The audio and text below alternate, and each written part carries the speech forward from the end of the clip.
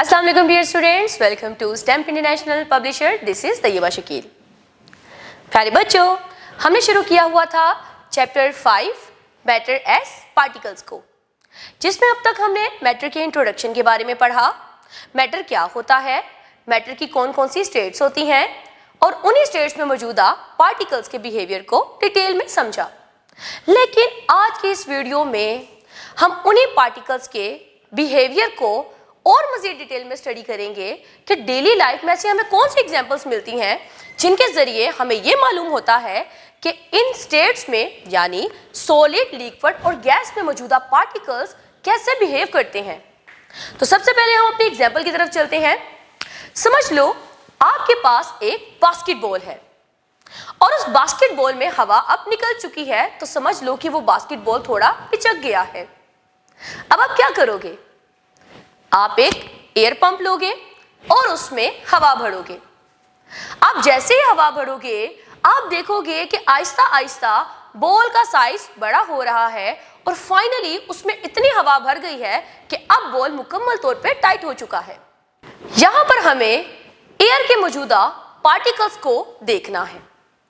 जब हवा बॉल में भरी गई तो हवा में मौजूदा जो पार्टिकल्स थे उन्होंने बॉल के अंदरूनी यानी जो अंदर मौजूदा दीवारें हैं बॉल की, वहां पर कोलाइड किया और इतना कोलाइड किया यहां तक कि बाहर से हमें बॉल टाइट महसूस होने लगा। तो यह बिहेवियर था हवा में मौजूदा पार्टिकल्स यानी गैस में मौजूदा पार्टिकल्स का। अगली एग्जांपल की तरफ हम चलते हैं। मान लो आपके पास एक सिरिंज है जिसकी ऊपर वाला जो निडल हिस्सा होता है वो उतरा हुआ है। आपने क्या करना है कि आपके पास अब वो जो सिरिंज है उसके टिप पर फिंगर रखनी है। पीछे से जो नंबर होता है आपने उसको दबाना है। तो अब आप महसूस करोगे कि सिरिंज में मौजूदा हवा जो थी अब वो कंप्रेस हो रही है, जिसका इफेक्ट आपको आपकी फिंगर टिप पर इजीली महसूस हो रहा है।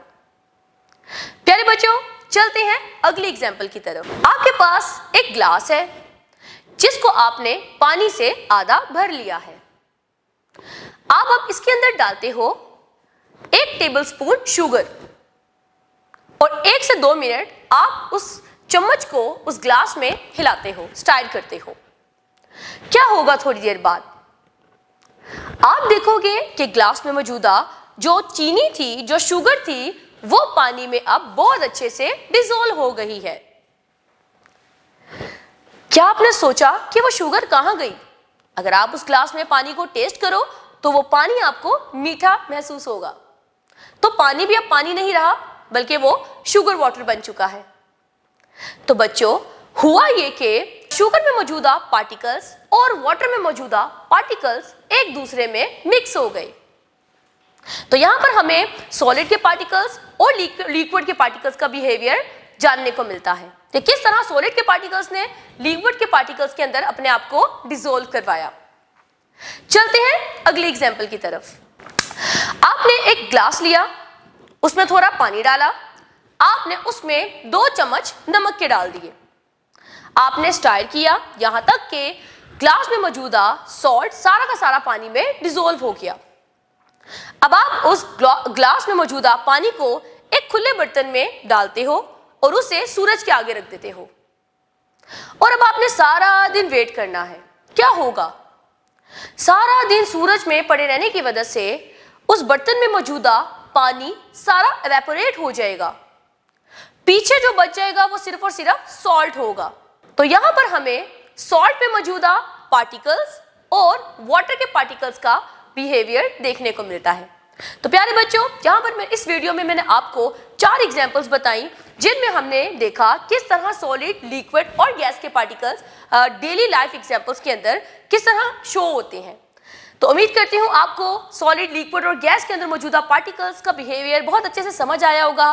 मिलते हैं अगली वीडियो में। अपना बहुत सारा ख्याल रखिए। अल्लाह हाफिज।